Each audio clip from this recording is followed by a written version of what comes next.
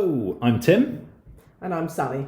And we are from Group, the volunteer management platform that looks after your people, communications, governance and data. And welcome to the Drop Shot Drop-In. Each of these episodes are fresh and only 5 minutes long, and before we start, I'd like to point out that Sally never knows what the topic or subject could really be about. Today, we're actually going to be talking about how important is a degree to a job these days. Obviously, following on from our previous little 5-minute drop-in sessions, what are your thoughts on this, Sally? I like the way, Tim, you give me like a few seconds to think about it. Yeah, no pressure. So this is a subject that we have talked about at work on a number of occasions, and something I do feel quite strongly about. I think degrees are amazing, and I think that if people can find a degree and learn something around a subject they feel strongly about and have something that's really focused on their future careers or something they just are really personally interested in, that's amazing. But I do think in the workplace these days, they are, maybe controversially, not as important as they used to be. And I think that many jobs have much wider needs from people, such as being able to communicate, which we talked about the other day, being strategic, being able to be visionary, being creative. There are so many different aspects of how you deliver a job as well as you can. I'm not sure a degree necessarily means that you are able to conduct your job really well. I am the epitome of this, really, in that I'm probably the least qualified out of all 19 people who do some work for us, whether in the team or as contractors or so on. I think I am probably the least qualified, academically so. That was actually going to be my question for you as we went along. Did you get a degree yourself, and your qualifications, how they led you to where you are today? Well, I failed at school and I failed at college, and I did pick up qualifications through Open University later on in my mid-20s whilst I was at work.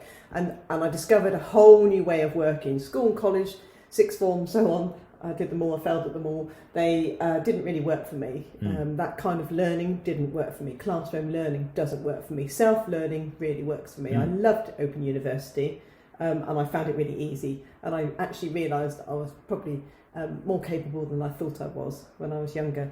So I think that's probably quite a brave thing, isn't it, to say out on the podcast? Yeah, there possibly. It's a good thing that no one's going to fire me for that.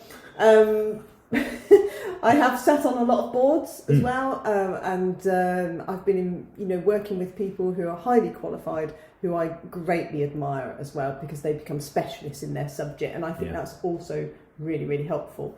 But for this kind of work that I do, it's much more important for me to be visionary, to be strategic, to be thinking about the future, to be balancing people, to knowing how to mobilise people into activities, to be able to find funding. There's so many different tasks, and having a degree in that, even if it's an MBA or whatever, doesn't necessarily help you deliver that.